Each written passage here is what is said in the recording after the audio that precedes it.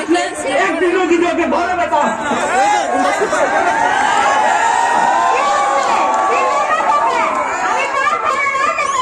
রান্না বড় করো, আগে আমার কথা শোনো। টাকা পয়সার জন্য আমি অনেক সমস্যার মধ্যে আছি। এই মুহূর্তে তুমি তোমার বাবার বাড়ি চলে যাও, তোমাদের অ্যাকাউন্ট থেকে আমারে লাখ লাখ টাকার ব্যবস্থা করে দাও।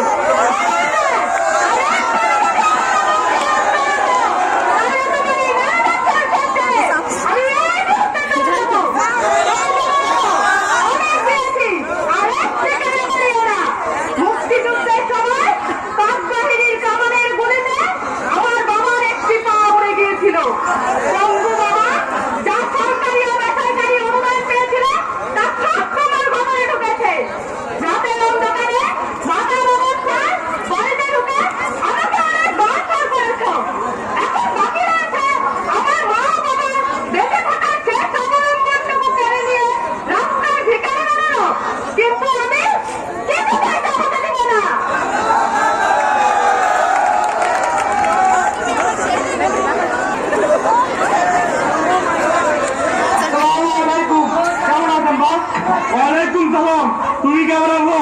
শারীরিক ভাবে ভালো আছি, কিন্তু মানসিক ভাবে ভালো নেই। কি হয়েছে? আমার কিছু হয়নি। আপনার গ্রুপে অনেকেই বিপদের মধ্যে আছে।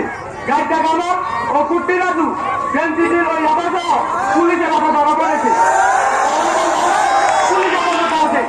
ভালো মেয়ে তারা করার আগে তাদের উদ্ধার করতে হবে। এখন যেভাবে পারেন টাকা পয়সা জোগাড় করিয়া তাদেরকে ভাড়ানোর ব্যবস্থা করেন। জেল হাজতে গেলে ঝামেলায় বেড়ে যাবো। টাকা পয়সা তো হাতে নাই, কেন্দ্রে তারাই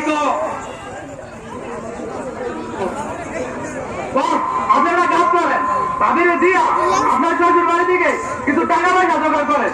তোর বাড়ির কথা বললে লাভ নাই নুরু, মুক্তিযুদ্ধের মাইয়া না। ওর ভাবে পাক বাহিনীর বিরুদ্ধে বন্দুক হাতে যেমন গর্জে উঠেছিল, ঠিক তেমনই সেও আমার প্রতি কোথায় বকরা খাদের মতো ফটপেরা লাইকা ওঠে। খুব সরকার মাইয়া মানুষ, তবে মূর্তি একটা বের করছি। সরকার মুক্তিযোদ্ধাদের জন্য অনেকগুলো প্লট বরাদ্দ করেছে। প্রত্যেক প্লটের মালিক থেকে হুমকি ধামকি দিয়ে 20,000 করে টাকা নিব, তাহলে ওই টাকা দিয়ে গ্রুপের ছেলেদের সমস্যাগুলো কিছুটা হলেও সমাধান করা সম্ভব। সকল প্লটের মালিক মুক্তিযোদ্ধাদের তুই ব্যাপারটা জানিয়ে দে এবং আগামীকালের মধ্যে আদিল গুন্ডা রাস্তায় হাজির হওয়ার নির্দেশ দে।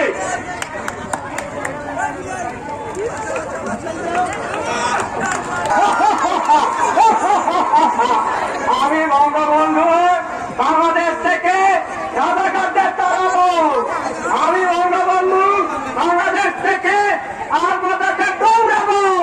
আমি বঙ্গবন্ধু বাংলাদেশ থেকে পাকিস্তানি দর্শকদের চিরতরে খতম করে দেব। বঙ্গবন্ধু বাংলার গান আমি এখন গাইব, আপনারা মনোযোগ দিয়ে শোনেন।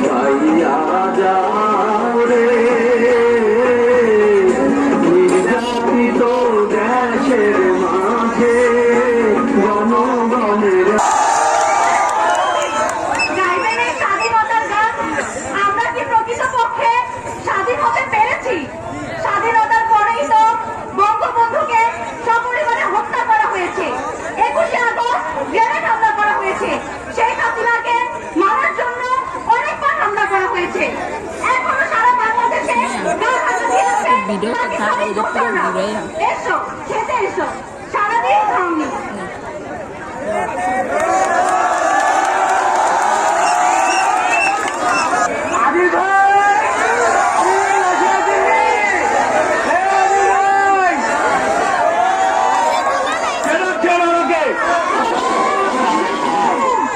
আমরা যেমন মুক্তিযোদ্ধা আপনি কি আমাদের সবাইকে ডেকেছেন? হ্যাঁ ডেকেছি, সবাই বসুন। এই নুরুর কথা বসতে আমরা বলবো না যে ভাই আপনি আমাদের কি জন্য ডেকেছেন তা বলেন।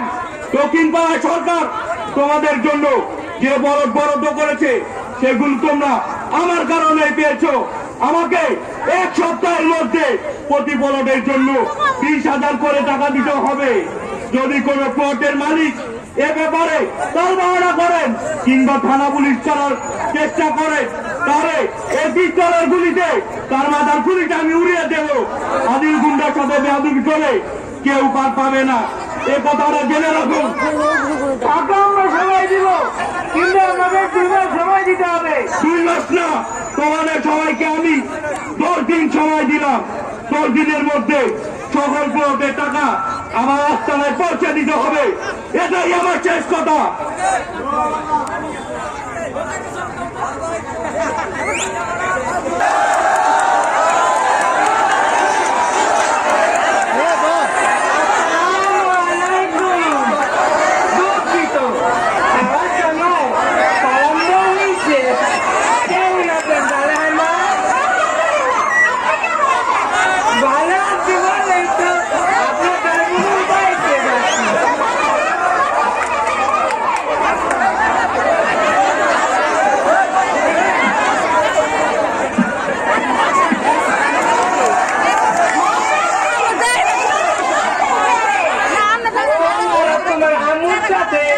গুরুত্বপূর্ণ কথা আছে,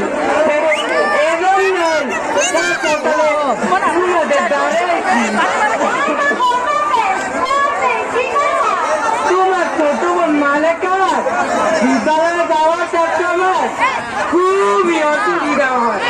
পাড়াগার বল কাটে পড়া যায়, সুন্দরী মাইয়া দেখলে পিছু ধরে না, খুব ডিস্টার্ব করে। তাছাড়া তোমার বাবা অসুস্থ, লেখাপড়া খরচ চালানোর মতো সামর্থ্য তার নেই। তুমি এসব বাড়ি থাকবার কারণে ওর ভালো মন্দ সব থাকতে পারে। ওরা মাসাল্লাহ সব শোনে একদম।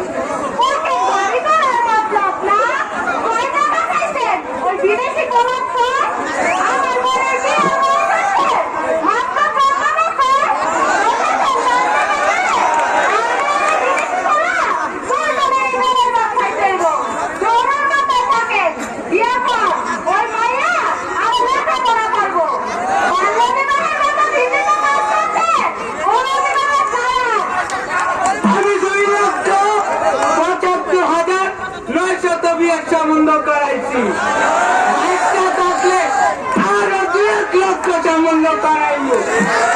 আমি পরামর্শ দিচ্ছি, তোমাদের মঙ্গলের জন্য দিচ্ছি। রাস্তার পক্ষে পোলাদের পরবর্তী উচ্চবয়সী মাইয়া গো দেরি লাগে না, আমার ফিরাইয়া দিয়া পরবর্তাইবা।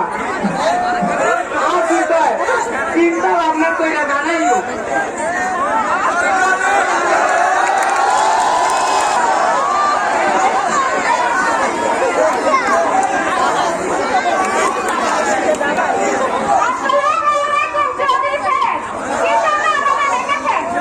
আপনার ছোট মেয়ে কোন শ্রেণীতে পড়ে?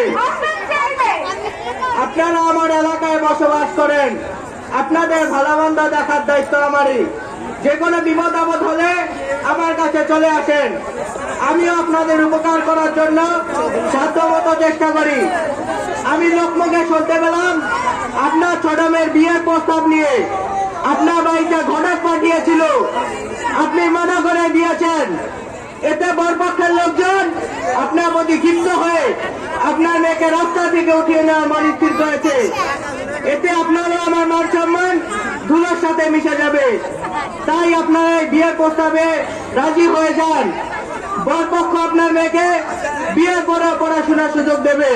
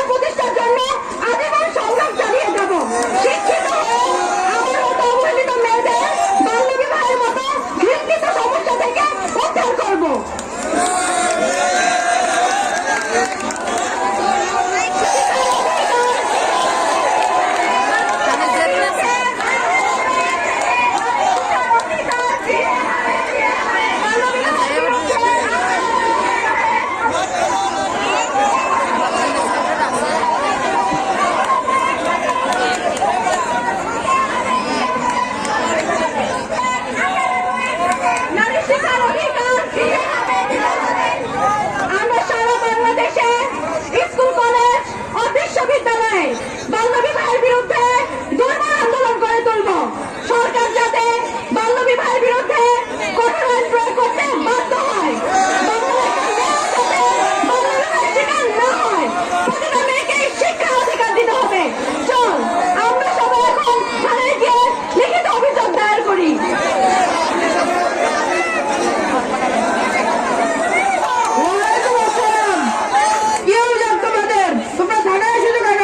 আমাদের এলাকার অধিকাংশ মেয়েরাই স্কুলে যাওয়া আসার পথে বাগানে ছেলেদের হয়রানির শিকার হয়। অভিভাবকদের নিকট বিয়ের প্রস্তাব দেয়। প্রস্তাবে রাজি না হলে রাস্তা থেকে তুলে নেওয়ার হুমকি দেয়। স্থানীয় মাতব্বর ও জনপ্রতিনিধি শরণাপন্ন হলে তারা একই সুরে কথা বলে। এতে অনেক মেয়েরা 13-14 বছর বয়সে বাল্য বিবাহের শিকার হচ্ছে। আপনি যদি চান এ ব্যাপারে কোনো ব্যবস্থা নিতে, তাহলে পরবর্তী মেয়েরা নির্বিঘ্নে চলাচল করতে পারত এবং বাল্য বিবাহের অভিশাপ থেকে রক্ষা পেত। তোমরা এখন প্রতিবাদ বন্ধ করে বাড়ি চলে যাও। এ ব্যাপারে আমি জোরালো পদক্ষেপ নেব। এখন যদি ঘুষ পাঠাই তাহলে দুর্বৃত্তরা ওদের কার্যক্রম বন্ধ করে গা ঢাকা দেবে। এটা পুলিশের শনাক্ত করতে অসুবিধা হবে। ওদের চাপের মুখে নথি স্বীকার করে কোনো মেয়েকে যদি বাংলাদেশের জন্য বাধ্য করে তাহলে বিয়ের আসর থেকে গ্রেফতার করে জেল হাজতে পাঠিয়ে উপযুক্ত শাস্তির ব্যবস্থা করবো।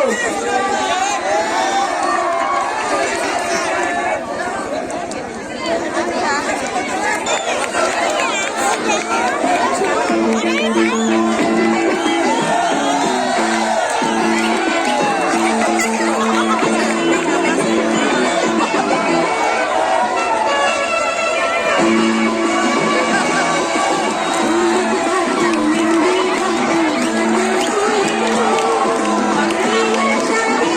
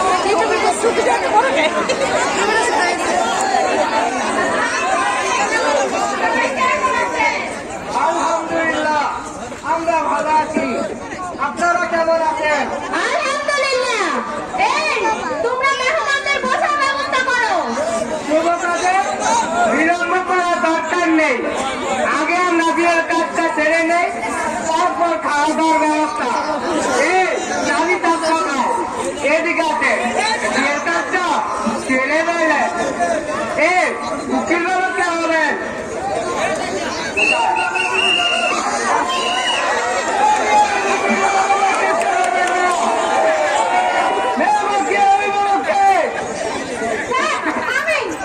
এই বিয়েতে বলবেন আমাকে জি স্যার আমি বলেন বাবা ইউ আর আন্ডার অ্যারেস্ট ওটাকে ji sir you are under arrest ওটাকে হ্যান্ডকাপ লাগাও এই বিয়ে চালিয়ে যাচ্ছে ইউ আর আন্ডার অ্যারেস্ট ওটাকে হ্যান্ডকাপ লাগাও এই বিয়ে ঘটাচ্ছে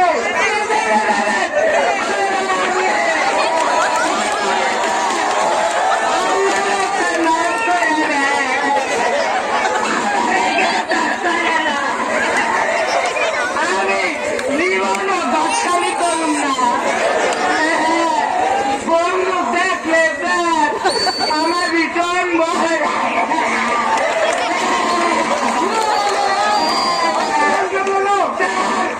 বন্ধুকে নয়না অন্য দিকে ঘুরাই রাখে সব খাইয়া যাবে একটা ঘুরে আমি একেবারে বগলাইয়া